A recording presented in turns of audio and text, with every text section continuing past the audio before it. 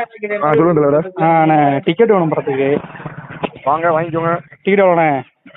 600 600 அண்ணே. சண்முகா 600. சரி. லட்சுமி 800. சரி. சத்தியமா 1000 ரூபாய்க்கு ஷோ முடிக்கல அவங்க பேசி. சத்யபாமா 1000, சண்முகா 600, லட்சுமி 800. ஆமா, 3 தேட்டருமே எடுக்கிறாங்க. சிந்தனை செய் மனமே, சிந்தனை செய் மனமே, செய்தால் தீவினை அகன்றிடுமே. வணக்கம் மக்களே, இன்னைக்கு நான் பார்க்க போகிற வீடியோஸ் இதை பற்றினா ஜனநாயகன் அந்த படம் ரிலீஸ் ஆக போகுது. 9ஆம் தேதி ரிலீஸ் ஆக போகுது. அதுக்கு டிக்கெட் புக்கிங் இந்த மாதிரி விஷயங்கள்லாம் முன்னாடியே ஆரம்பிச்சிருவாங்க. 1 வீக் முன்னாடியே ஆரம்பிச்சிருவாங்க. கிட்டத்தட்ட 1 மந்த்துக்கு முன்னாடியே இப்படியே அந்த ஆப்பை இன்ஸ்டால் பண்ணி வச்சுட்டு இப்படியே உட்காந்துருப்பாங்க. எப்படா ஓப்பன் பண்ணுவாங்க, டபக்குன்னு இன்ஸ்டால் பண்ணுவோம்னு. பல பேருக்கு ஒரு விஷயம் தெரியாது, அந்த ஆப்பை நம்பி உட்காந்துருப்பானுங்க. ஆனால் ஆப்புக்கு முன்னாடியே அந்த டிக்கெட்லாம் ஆல்ரெடி சேல் ஆகிருக்கும். நீங்கள் ஆப்பில் போய் இன்ஸ்டால் பண்ணிடுவோம், நம்ம தான் ஃபஸ்ட்டு புக் பண்ண போகிறோம்னு சொல்லி வெயிட் பண்ணிட்டு இருப்பீங்க. ஒரு சில கார்னர்ஸ், ஏதாவது தேவையில்லாத சீட்லாம் இருக்கும்ல, அதாவது இதெல்லாம் மோஸ்ட்லி விரும்பாத சீட்லாம் இருக்கும்ல, அதெல்லாம் ஆன்லைனில் விட்டுருவானுங்க. முக்கியமான சீட்லாம் ஆல்ரெடி புக்குடு ஆகிருக்கும். இது எதுவுமே தெரியாமல் விடிய உட்காந்துக்கிட்டு புக் பண்ணிட்டு இருப்பாங்க. ஒரு தற்கூரி கூட்டம், சாரி அணில் கூட்டம். சரி, பண்ணிகிட்டு இருக்கோம். இப்போ எதை பற்றி பேச போகிறோம் அப்படின்னா, 600 ரூபாய்க்கு டிக்கெட் விற்கிறாங்கன்னு சொல்லி எல்லோரும் கம்ப்ளைண்ட் பண்ணுறாங்க. நியூஸ் சேனல்ஸ்லாம் போடுறாங்க. அதாவது ஜனநாயகன் நாட்டை திருத்த வர அடுத்த வருங்கால சிஎம், அடுத்த வருஷம் எலெக்ஷன் நடக்க, சரி இந்த வருஷம் 2026 எலெக்ஷனில் ஜெயிக்க போகிறேன்னு சொல்லிட்டு நம்பர் பிளேட்லாம் போட்டாங்க. இல்லை 2026 சிஎம் அப்படிலாம் போட்டு கோட்டில் போட்டிருந்தாங்க கோமாளிஸ். ஸோ இந்த கோமாளிஸ் என்ன பண்ணியிருக்கானுங்க அப்படின்னா, 600 ரூபா டிக்கெட்டு, 800 ரூபா டிக்கெட்டு, 1000 ரூபா டிக்கெட்டு, 3000 ரூபா டிக்கெட்டு. என்ன ப்ரோ சொல்கிறீங்க, என்ன டிக்கெட், ஃப்ளைட் டிக்கெட் அப்புறம் அப்படின்னு கேட்டிங்கன்னா, இல்லை ரயிலில் எதுவும் டெல்லி வரைக்கும் போகிறதுக்கான ஏசி கம்பார்ட்மெண்ட் புக் பண்ண போகிறீங்களா அப்படின்னு நீங்கள் யோசிக்கக்கூடாது. அது கிடையவே கிடையாது. ஒரு கோமாளி படம். அதாவது ஏற்கனவே நமத்து போன கேசடியை, ஊசி போன கேசடியை அவங்க தள்ள கட்ட போகிறாங்க. அந்த ஊசி போன கேசடி திங்கிறதுக்கு 600 ரூபா டிக்கெட் பேசிக் ஸ்டார்டிங்கில். நான் என்ன நினச்சேன், சரி 600 ரூபா டிக்கெட் அப்படின்னா கேன்டீன்லாம் வாங்குவோம்ல, ஸ்நாக்ஸ்லாம் வாங்குவோம்ல, பாப்கார்ன் கிப்கார்ன் ஐஸ்கிரீம்ஸும் கொடுப்பாங்க அப்படின்னு நினச்சேன். காம்போ பேக்குன்னு சொல்லுவாங்க. இல்லை ஸோ அந்த மாதிரி ஏதோ இருக்கும் போல், இல்லை ஃபேமிலி பேக்காக இருக்கும் போல். 4 பேர் டிக்கெட் சேர்த்து 600 ரூபா அப்படின்னு நினச்சேன். ஒரு ஆள் டிக்கெட்டு 600 ரூபா. இது நான் கேட்டோன்னே எனக்கு ஷாக்கிங்காக இருக்குது. நியூஸ்லேயே போட்டுட்ருக்கானுங்க. ஆக்சுவலாக இது நார்மலாக நடக்கிறது தான். இப்போ பொலிட்டிக்கல்ன்றனால இவர் நான் மக்களை காப்பாற்ற போகிறேன், மக்களுக்காக அந்த அதாவது தீய சக்திக்கு எதிராக வர போகிறேன்னு சொல்லிட்டு இவரே மிகப்பெரிய தீய சக்தியாக இருக்காரு.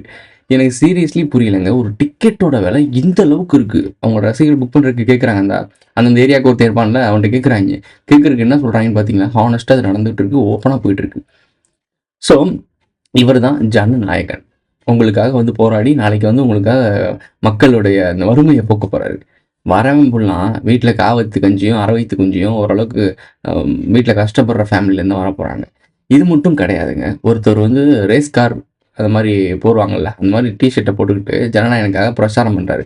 அப்படி என்ன புரட்சிகரமாக பிரச்சாரம் பண்ணுறாருன்னு ஒவ்வொரு ஊராக போய் தேட்டரில் படம் பார்க்க போகிறாராம். எனக்கு ஒரு நிமிஷம் டக்குன்னு யோசித்தேன், இல்லை எனக்கு உண்மையிலே புரியல. நம்ம தூக்கத்தில் இருக்கும்போது கனவுன்னு காண்றோமா, எனக்கு புரியல. எல்லாமே ஒரு மாதிரி பைத்தியக்காரங்களாம் சுற்றி இருக்க மாதிரி இருக்கே, எனக்கு புரியலையே. ஒரு ஒரு பாத யாத்திரைன்னு பண்ணுவாங்க, ரத யாத்திரை பண்ணுவாங்க. ஒரு கோயிலுக்கு பூசை, இந்த வேளாங்கண்ணி மாதா கூட முட்டி போட்டு போகிறாங்க. ஸோ இதெல்லாம் நடக்குது. இது ஒரு பக்தி அடிப்படையில் வச்சுக்கலாம். ஒரு சினிமா, அதை ஒருத்தன் நடிக்கிறான். அது ஏற்கனவே எடுத்த படம். அந்த படத்தோட ரீமேக்கு பாதியை எடுத்து 4 கோடி ரூபாய்க்கு வாங்கியிருக்காங்க போல ரீமேக்கு. ஸோ டப்பிங்கு அதுக்கும் வாங்கியிருக்காங்க. வாங்கி அதை எடுக்கிற படத்தில் இவங்க அதை போய் பார்க்க போகிறாங்க. இவரோட கடைசி பாட்டு, கடைசி டான்ஸுன்னு சொல்லிக்கிட்டு இவனுங்க ஹைப் ஏற்றி இந்த படத்தை பயங்கரமாக வியாபாரம் பண்ணிட்டாங்க. அதாவது பல வருடங்களுக்கு முன்னாடி கிண்டப்பட்ட கேசரியை புது கேசரின்னு சொல்லி லைட்டாக மேலே மஞ்சப்பொடி கலர்பொடியை போட்டு புது கேசரின்னு வித்துட்டு இருக்காங்க. இதை வாங்குறதுக்கு ஆள் இருக்கு. அந்த ஊசி போன கேசரி தின்னு எத்தனை பேர் கக்கூசில் உட்காரப்பாருன்னு தெரியல. சரி, அது வேற விஷயம். இப்போது இவ்வளோ ஹை ரேட்டில் வைக்கிறாங்களே, இது ஏன் அப்படின்னு நீங்கள் யோசிச்சிருக்கணும். இது என்ன ஒரு ஸ்ட்ராட்டஜி, என்ன ஒரு மார்க்கெட்டிங் ஸ்ட்ராட்டஜி அப்படின்னா, இப்போது எலெக்ஷனுக்கு பாதி செலவு பண்ணியிருக்காப்புல. இந்த கரூருக்குலாம் கொடுத்தாருல, உங்கள்கிட்ட தானே கொடுத்தாரு. கரூரில் ஒவ்வொருத்தவங்களும் 20 லட்சமாக கொடுத்தாங்களா, அந்த 20 லட்சத்தை திருப்பி எடுக்கணும்ல. உங்களுக்கு இதெல்லாம் புரியாது. இதுதான் பாலிடிக்ஸ். அது அவர் சினிமாவிலேருந்தே அவர் பண்ண ஆரம்பிச்சிட்டாரு. இப்போ பண்ணுறதெல்லாம் இனிமேல் தான் பாலிடிக்ஸ்ன்னு நினைக்காதீங்க. அவர் ஆல்ரெடி பாலிடிக்ஸ் தான் பண்ணிகிட்டு இருக்காரு. உங்களுக்கு எல்லாருக்கும் நோட்டு புத்தகம் கொடுத்தாரா, உங்கள் எல்லாருக்கும் சாப்பாடு போட்டாரா, எங்கள் தலைவர் எனக்காக பண்ணுறான் நீ நினச்சிட்டு இருந்தீங்க. அவர் சம்பாதிக்கிறதுல எனக்கு தெரிஞ்ச 5% கூட உங்களுக்கு உதவி பண்ணியிருக்க மாட்டார். புரியும்னு நினைக்கிறேன். இப்போது எலெக்ஷனுக்காக செலவு பண்ணார்ல, அது பிரம்மாண்டமாக உங்களுக்கு தெரியும். பார்த்தீங்களா, அது பாதிக்கப்பட்டவங்களுக்கு 20 லட்ச ரூபா கொடுத்தாங்க. மற்றவங்கள மாதிரி ஏமாத்தலை உடனே கொடுத்துட்டாருன்னு சொல்கிறாங்க. 20 லட்ச ரூபா கொடுத்துட்டு ஒருத்தன் சும்மா இருப்பானா? ஆல்ரெடி அவர் பிஸ்னஸ் மேன். ஸோ இப்போ என்ன பண்ணுவார் அவர்? 20 லட்ச ரூபா கொடுத்துருவாப்ல, வெயிட் பண்ணிட்டு இருக்காரு. வட்டியும் முதலுமா ஜனநாயகனில் ஆட்டை போட்டுருவாப்ல. அந்த 20 லட்சம் ஒரு மேட்ரே கிடையாது, அவர் கொடுத்தது ஒரு மேட்ரே கிடையாது. இப்போ அதை விட பல மடங்கு இங்கே ஆட்டை போட்டுருவார். எவனா ஒருத்தன் தான் கடைசி படம் இவ்வளோ பேர் நம்மளுடைய மாநாட்டில் வந்து இறந்து போயிருக்காங்க, அது ஏதோ ஒரு காரணத்தினால நம்மளுடைய பார்வையாளருக்கு நம்மளை பார்க்க வந்து தான் இறந்துருக்காங்க. அப்போ ஒரு ரெஸ்பான்சிபிலிட்டி எடுத்து இந்த படத்துக்கு டிக்கெட் இவ்வளோ தான், இதில் நான் சம்பாதிக்க வரல, இது அப்படி சொல்லியிருக்கணும் ஒரு தலைவன். ஏங்க நானுமே உங்களுக்காக வரேங்க, நான் எல்லாத்தையும் தூக்கி போட்டு வரேன்னா கடைசி மொத்தமாக சொல்லிட்டு போறீங்களா? எனக்கு புரியல. எதுக்கு இவ்வளோ ஹைப்பு? எதுக்கு ஆடியோ லான்ச் அப்போ இந்த மாதிரி மலேசியாவில் இந்த மாதிரி எதுக்கு பண்ணணும்? தேவையே இல்லையே. நான் மக்களுக்காக வந்துட்டேன், நான் சிம்பிளிசிட்டிங்க, நல்லா சிம்பிளான ஆளுக்கு. படம் ரிலீஸ் ஆகும்போது போய் பாருங்க, அவ்வளோதான் அப்படின்னு போக வேண்டியதானே. ஏன் போக மாட்டீங்க? எதுக்கு பழைய மாதிரி ப்ரொமோட் பண்ணுறீங்க, ஹைப் ஏற்றுறீங்க, எல்லாம் பண்ணி அது மூலிமா வருமானத்தை எடுக்கணும். அதுதான் உங்களுடைய நோக்கம். அங்கே கொடுத்தது 20 லட்ச ரூபா எப்படி எடுப்பாங்கன்னு அவங்க நல்லாவே தெரியும். அதை விட பல மடங்கு எடுத்துருவாங்க. இது எதுவுமே புரியாத தற்கொலை கூட்டத்தை வச்சுக்கிட்டு ஒன்றுமே பண்ண முடியாது. இந்த அனில்ஸ் வந்து இன்னொன்று, இந்த கேசரி படத்தில் வந்து அணிலை வச்சு கிண்டல் பண்ணியிருக்காங்க போல. ஒரு குழந்தை அழுதுட்டு இருக்கும், அந்த குழந்தைக்கு அணிலை வச்சு பாட்டு கட்டிட்டு இருப்பாங்க. இந்த படத்தில் வச்சுருந்தாங்க அப்படின்னா இந்த ஜனநாயகன், அதாவது புதித கேசரி 2.0 வந்து வச்சுருந்தாங்க அப்படின்னா ஹைப் அந்த தேட்டரில் எல்லாம் அனில்ஸ்லாம் கத்திட்டு இருப்பாங்க. அதான் உண்மையான அனில்ஸ் கத்திட்டு இருக்கோம். திடீர்னு ஒரு அணில் வந்து நீங்கள் என்ன சாக்காவாங்க, நம்ம இன்னொரு வெர்ஷனில் பார்க்குறோட்டான்னு சொல்லி என்ன மாதிரி. இல்லை, நான் உண்மையிலே செக் பண்ணி பார்த்தேன். மொபைலில் கூட நான் எடுத்து வச்சுருந்தேன். கரெக்டாக அந்த சீக்வன்ஸில் நான் பாஸ் பண்ணி வச்சுருந்தேன்.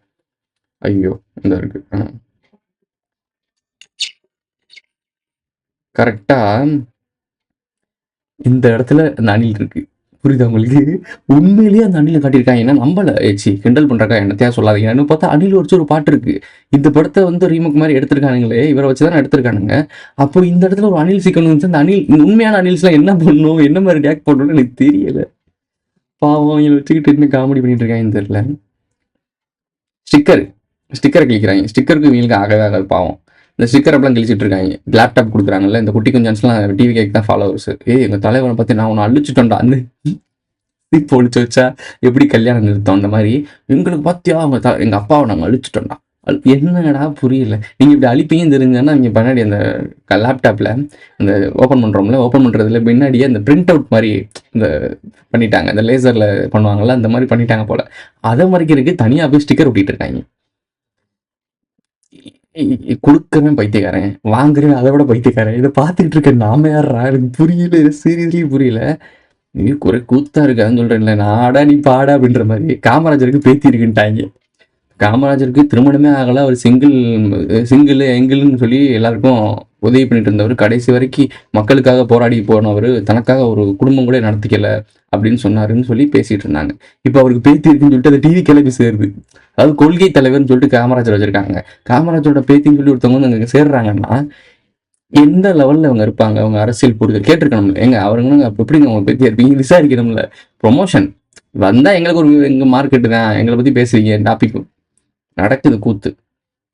காமராஜர் ஏசி ரூம்ல இருந்தாருன்னு சொன்னதுக்கே பல பேர் கடிச்சிட்டு இருந்தாங்கன்னு சொல்லி ஒருத்தர் போட்டிருக்காரு ட்வீட்ல. கீழே போட்டிருக்காங்க இது பேத்தின்னு சொல்லிட்டு இருக்காங்க. பேத்தி மீன்ஸ் என்ன? கல்யாணம் ஆகி தனியா படுத்திருந்தாருன்னு சொன்னா பக்கத்துல ஒருத்தவங்க படுத்திருந்தாருன்னு சொல்லி போட்டிருக்காங்க.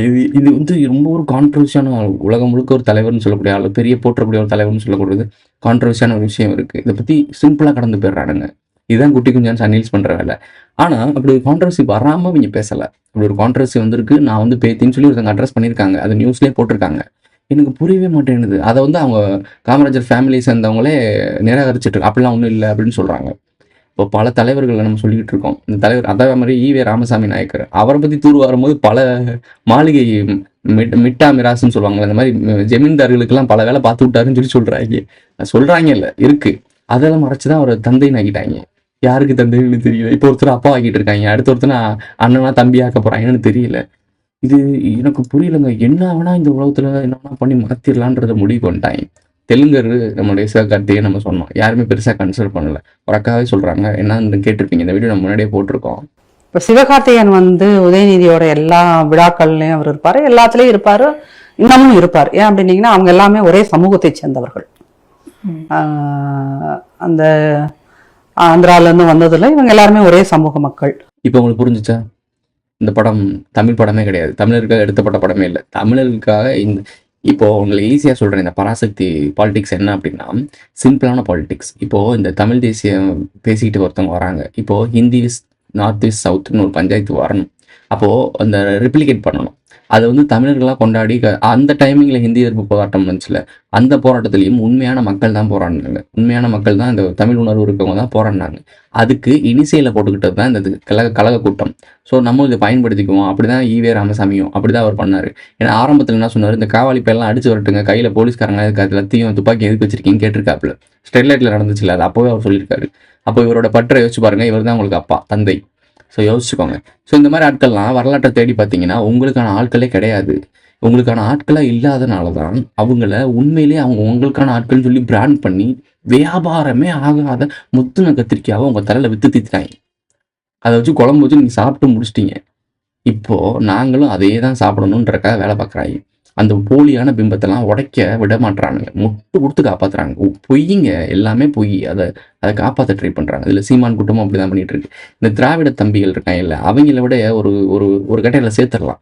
ஏன்னா அவன் ஊப்பி ஆகிட்டான். நான் காசுக்காகவும் திராவிடத்தை காப்பாற்றுறக்கான்னு நிற்பேன், அவ்வளோதான் அப்படின்னு முடிவு பண்ணிட்டானுங்க. ஆனால் தம்பிகள் தமிழ் தேசியவாதின்னு சொல்லிட்டு எல்லாரையும் கடிச்சிட்டு இப்போது பராசக்திக்கு சொம்பு சுக்குறாங்க. இந்த பராசக்தி தெலுங்குகள் எடுக்கிற படம், தெலுங்கு ஆக்டர் நடிக்கிற படம். இது திராவிடத்துக்கு சப்போர்ட்டாக, திராவிடத்துக்கு ஒரு பூஸ்டப்பாக இருக்கக்கூடிய படம்.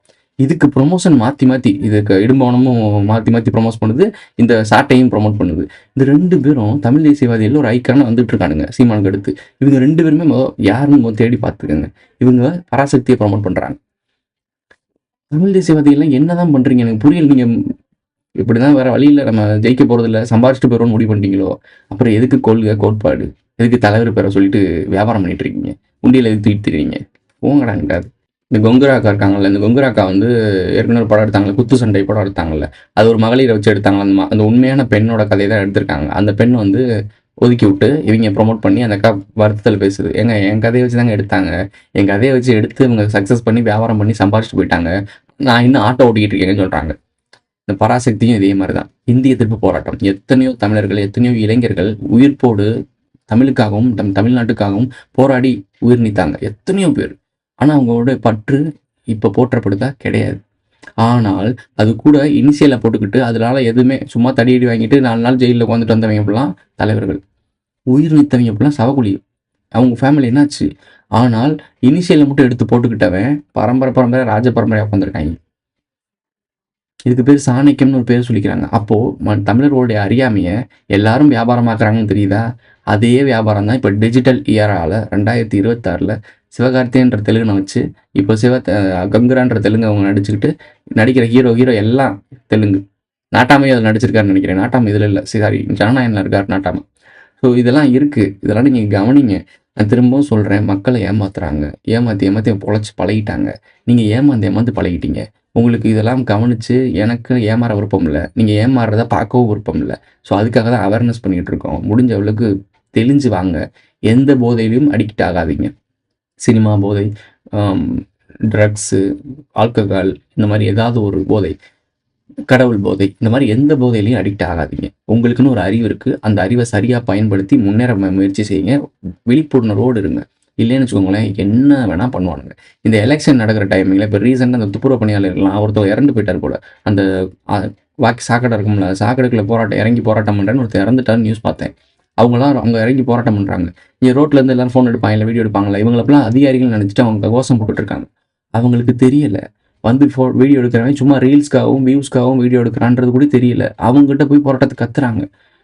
பாவம் அந்த இந்த மனித சமூகம் இப்படி கெஞ்சி கூப்பாடி பிச்சை எடுத்து பொழைக்கணும்னு எந்த ஒரு அவசியம் இல்லை. இது நம்ம நாடு, தமிழ்நாடு நம்ம நாடு. இந்த பூமி நமக்கான பூமி. இங்கே இருக்கிற எல்லா வளங்களும் மக்களுக்கான வளங்கள். ஆனால் இதை எவனோ திருடி திங்கிறது, கையெழுத்து போட்டு கொடுத்து அரசியல்வாதின்னு சொல்லிட்டு ஒருத்தர் நம்ம ஏரியில் மேலே ஏறி மிதிச்சு கண்ட கருமாந்திரத்தையும் பண்ணுறானே. எப்படி இதெல்லாம் சகிச்சுட்டு வாழ்றீங்க? எப்படி திங்கிறீங்க? உங்களுக்கு சோறுலாம் எப்படி இறங்குதுன்னு எனக்கு தெரியல.